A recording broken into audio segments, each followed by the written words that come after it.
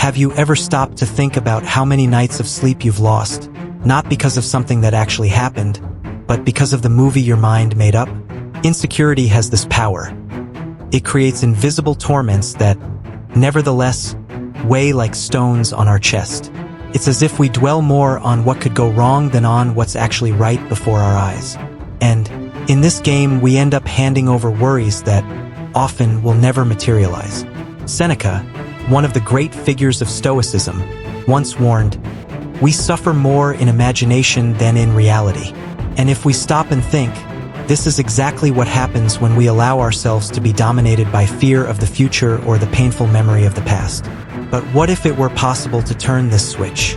What if, instead of being prisoners of our own mental inventions, we could learn to see clearly, plan wisely, and live more lightly? What you'll discover here isn't just philosophical reflection far removed from real life. It's a practical path to dealing with anxiety, reducing unnecessary suffering, and rediscovering the confidence you know somewhere already exists within you. With each step, we'll explore together how to transform insecurity into strength, fear into learning, and the present into an ally. After all, if destiny is still open, why insist on always painting it in gloomy tones? Imagination as a source of torment. How many times have you caught yourself creating a veritable horror movie in your head? The mind, driven by insecurity, loves to transform small signs into major threats. A delay in a message turns into indifference. A last-minute meeting becomes a harbinger of dismissal. An unexpected cough already seems like a serious diagnosis. The imagination, when not well guided, acts like a distorted magnifying glass. It magnifies risks, invents dangers, and, to top it all off, steals our peace of mind. The curious thing is that these scenarios rarely come true, but the emotional damage is already done. Anxiety grows, worry takes shape, and suffering arrives even before the fact. At this point, we no longer live in the present, but in an illusion created by the mind. The problem is that the more we feed these thoughts, the more power we give them. It's like watering a poisonous plant every day. Sooner or later, it takes over the entire garden. But just as a Stoic would do, it's possible to break this cycle. A simple practice is to ask yourself, is this a fact or just a hypothesis? Putting this question into action creates a powerful filter, separating reality from imagination. Reading works like Marcus Aurelius' Meditations helps train this critical and calm perspective on life. It's not about eliminating imagination, after all, it also gives us creativity and vision, but about putting it at the service of our growth, not our insecurity.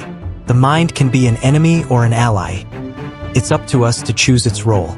Concern versus planning. There's such a fine line between worrying and planning that we often confuse the two. When insecurity gets the better of us, we plan not to move forward, but to try to control every detail of the future, as if we could predict our destiny.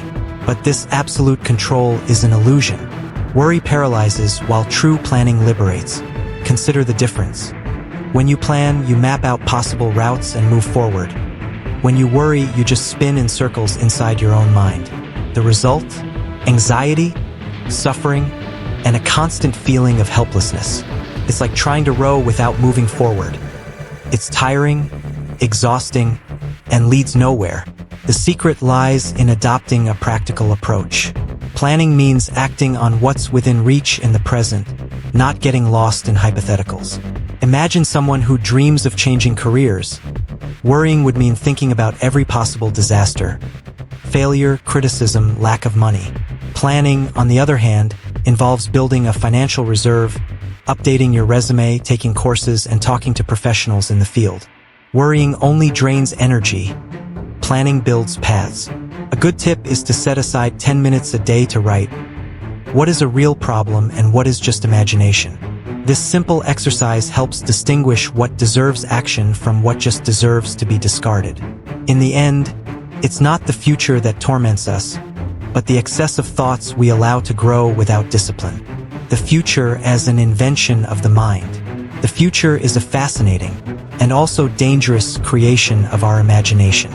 It exists nowhere except in the thoughts we project. Yet, insecurity insists on treating it as a pre-written reality, as if we were doomed to a fixed and inevitable destiny. It's curious to see how much energy we waste on scenarios that never materialize. An important meeting is already seen as a failure, an investment as a loss, a conversation as a conflict. And, in this process, we fail to see the present, the only moment in which we can truly act.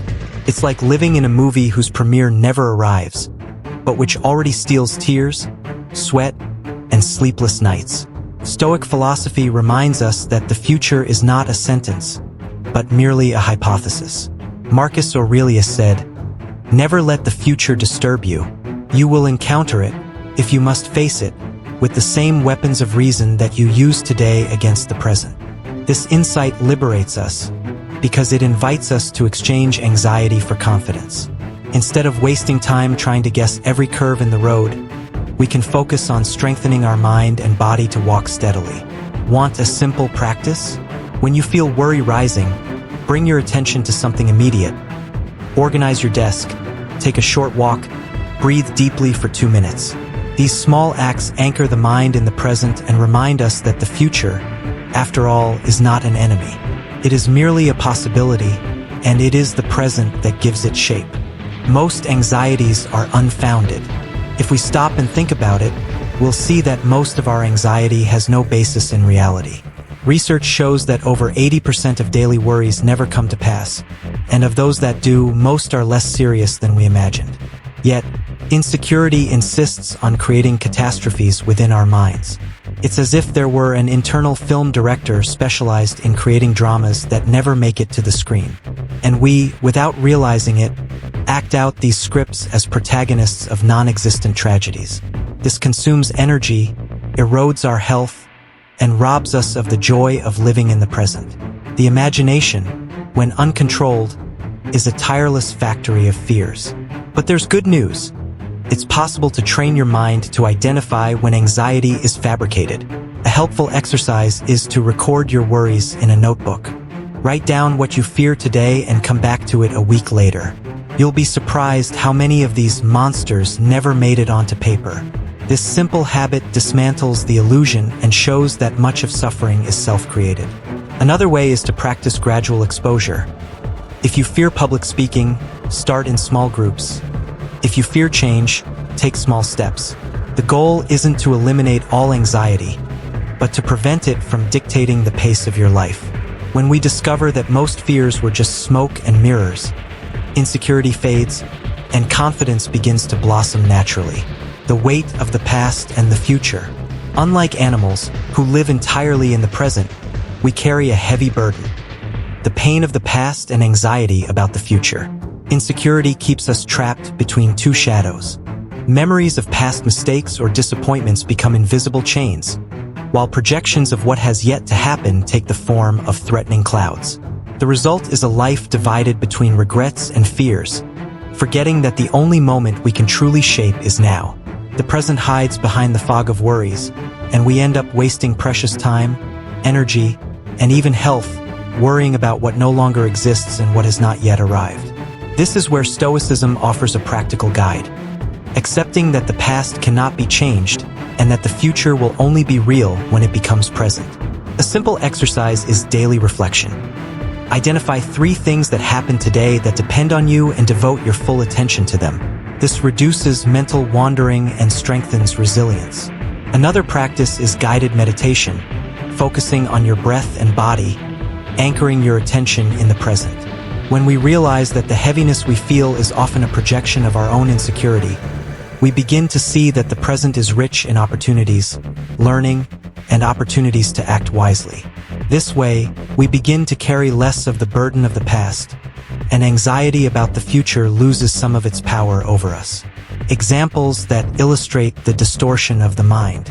Insecurity has a knack for transforming doubts into internal certainties, even without concrete evidence. At work, a neutral comment from a boss can be interpreted as criticism. In relationships, a friend's silence turns into rejection. In financial life, an unexpected expense turns into an imminent catastrophe. A practical example is the case of Patricia, who constantly believed that small flaws made her incompetent. Her mind, fueled by insecurity and anxiety, created ghosts that sabotaged opportunities and undermined her confidence. And the curious thing is that, when she confronted reality, she realized that most of these problems never had substance. The key to dealing with these distortions is to cultivate awareness and observation. When you notice a thought arising, ask yourself, is this fact or my mind's interpretation? Small daily checks, such as writing down negative thoughts and then checking to see if they're confirmed, help disarm the distortion. Another helpful practice is sharing your feelings with someone you trust, as dialogue often reveals that your mind was exaggerating or creating non-existent scenarios. The more we practice our perception, the more we can distinguish reality from invention, reducing suffering and anxiety. Thus, we learn to use our imagination as a tool for creativity, not a source of constant torment. Beliefs that increase suffering. Much of our suffering occurs before the events even unfold. Insecurity leads us to create preemptive stories of disaster, as if we were always on the verge of collapse. At this point, the mind becomes our enemy. Every challenge is perceived as a threat, every change as an imminent risk. We think we won't be able to, that we will fail, that destiny has disappointments in store for us, when, in fact, these beliefs are merely internal projections. The result is constant anxiety, emotional exhaustion, and a distorted perception of reality. Interestingly, when we face the situation, we realize it was almost always less frightening than we had imagined. One way to break this cycle is to actively challenge these limiting beliefs. Before assuming something will go wrong, ask yourself, what is the real evidence of this? Another powerful practice is positive visualization, imagining success and concrete steps to achieve it, rather than simply fearing failure. Reading Stoic texts, such as Epictetus's Handbook of Life, helps strengthen the mind and personal confidence, demonstrating that suffering can be controlled if we interpret reality clearly. With this practice, we learn that insecurity and anxiety are indicators of distorted thinking, not inevitable facts, and we begin to react with more serenity and resilience in the face of challenges. The hasty judgment about luck and destiny. It's common for us to label events as good or bad before even understanding their consequences.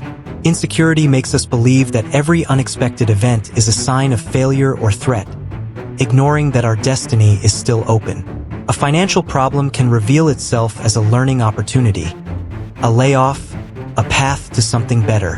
However, the anxious mind insists on making hasty judgments, amplifying worries and creating unnecessary suffering. This habit traps us in the idea that everything must have an immediate answer, while life continues to unfold in its own complexity. To deal with this tendency, it's essential to adopt patience and observation. Before deciding whether something is positive or negative, allow yourself time to analyze the consequences. A useful exercise is to write about what happened without assigning value, simply describing the facts and possible consequences. Another practice is to reflect daily.